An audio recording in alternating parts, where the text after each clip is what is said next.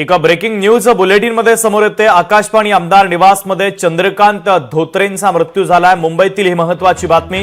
मुंबईतील आकाशवाणी आमदार निवासामध्ये एकाचा मृत्यू झालाय। सोलापूरचे आमदार विजय देशमुखांच्या कार्यकर्त्याच्या वडिलांचा मृत्यू झाल्याचं कळत आहे। चंद्रकांत धोत्रे यांना हृदयविकाराचा तीव्र झटका आल्याची माहिती आहे।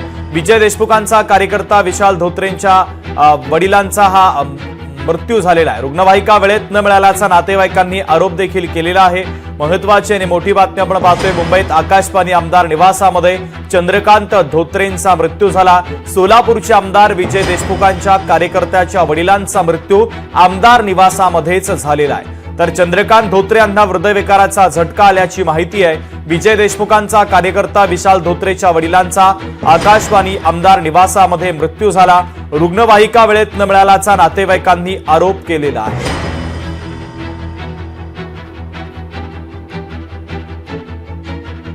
सोलापुरातील सामाजिक कार्यकर्ते म्हणून चंद्रकांत धोत्रे हे ओळखले जातात। गेल्या 40 वर्षापासून जे ते सामाजिक काम करतात। त्यांचं रात्री मुंबई या ठिकाणी आमदार निवास या ठिकाणी जे ते हृदयविकारामुळे निधन झालं। वेळेवर उपचार मिळाले नसल्यामुळे निधन झाले असल्याचं जे ते सांगण्यात येतं। यावर बोलण्यासाठी आपल्यासोबत कुटुंबीय आहेत। काय सांगाल, काय नेमका प्रकार घडला? माझ्या वडिलाला 108चा फोन लावत होते, पण त्यांचा काय रिस्पॉन्स आला नाही। मग तिथल्याच आपल्या पोलीस सहकार्याने ॲम्ब्युलन्सच्या मध्ये त्यांना बसून दवाखान्यात नेण्याचा प्रयत्न केला, पण ते दवाखान्यात नेल्यावर त्यांना डॉक्टरांनी मृत्यू घोषित केला। असंच दुसऱ्या कार्यकर्त्यांचं बी तसं होऊ नये। एवढं मोठ्या मुंबई शहरमध्ये मंत्रालयाचे कामं असतात, छोटे मोठे कामं। वडिलांनी 40 वर्षापासून आपल्या भाजपचं काम करतात। गोरगरिबांच्या जनतेची सेवा करण्यासाठी काय कामं नेतात मुंबईत, काय तर थोडंफार आपल्या समाजाचे कार्यकर्त्यांची कामं करत असतात।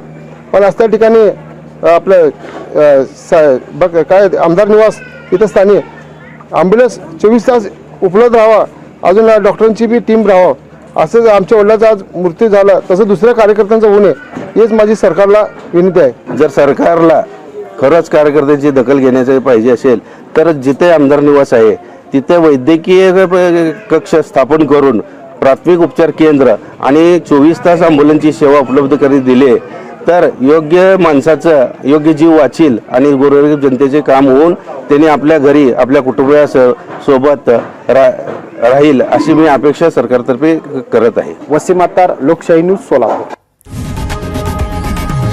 लोकशाही मराठी ऐका, पहा, जागरूक रहा।